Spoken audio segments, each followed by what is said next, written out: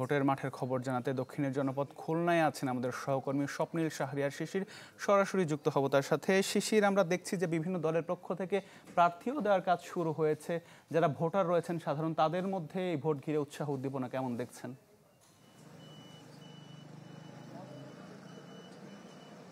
যেহেতু এই খুলনা একটি বিভাগীয় শহর এবং অন্যতম বাণিজ্যিক কেন্দ্র, এবং খুলনার রাজনীতি কিন্তু দেশের জাতীয় রাজনীতিতেও গুরুত্বপূর্ণ ভূমিকা পালন করে রেখে থাকে।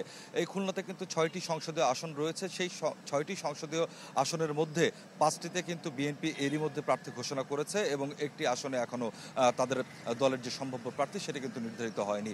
অন্য দলের কথা যদি বলি, বাংলাদেশ জামাতে ইসলামী, তারাও কিন্তু এই খুলনার যে 6টি আসন, সেই 6টি আসনেই তাদের একক প্রার্থী চূড়ান্ত করেছে প্রত্যেকটি আসনে, এবং সেই প্রার্থীরা খুলনার সবগুলো আসনে কিন্তু প্রচারণার কাজ চালিয়ে যাচ্ছেন। মূলত জামাতে ইসলামী এবং বিএনপির মধ্যেই কিন্তু খুলনার যে 6টি আসন রয়েছে সেখানে মূল প্রতিদ্বন্দ্বিতা হবে বলে ধারণা করা হচ্ছে। তবে অন্যান্য দলের কথা যদি বলি, সেক্ষেত্রে ইসলামী আন্দোলন বাংলাদেশও কিন্তু এখানে প্রার্থী দিয়েছে, এবং ইসলামী আন্দোলন বাংলাদেশের প্রার্থীরাও কিন্তু তাদের প্রচারণার কাজটি চালিয়ে যাচ্ছেন।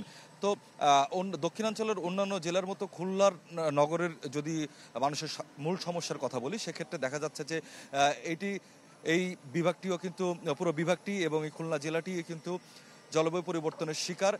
বিশেষ করে দাকব এরকম এলাকাগুলোতে কিন্তু, কয়রা এরকম এলাকাগুলোতে কিন্তু জলবদ্ধতা, লবণাক্ততা এরকম কিন্তু বেশ সমস্যা রয়েছে। সুতরাং ওই এলাকাগুলোর মানুষ কিন্তু তাদের সেই স্থানীয় সমস্যার সমাধানকে প্রাধান্য দিচ্ছেন। আবার খুলনা নগরীর কথা যদি বলি, সেক্ষেত্রে সেই যানজটের সমস্যা, জলবদ্ধতার সমস্যা, এই সমস্যা সমাধানে যারা কাজ করবেন, যে সমস্ত প্রার্থী, তাদের পক্ষেই প্রার্থীদের ভোট যাবে বলে কিন্তু, ভোটারদের ভোট যাবে বলে কিন্তু তারা আমাদেরকে জানিয়েছেন। আমি এই মুহূর্তে অবস্থান করছি খুলনার খালিশপুরে।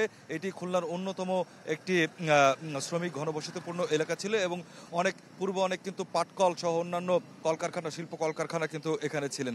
এখানকার ভোটের ফলাফল নির্ধারণে কিন্তু খুলনার যে স্থানীয় শ্রমিকরা রয়েছেন এই 3 আসনে, তারাই কিন্তু মূল ভূমিকা পালন করবেন।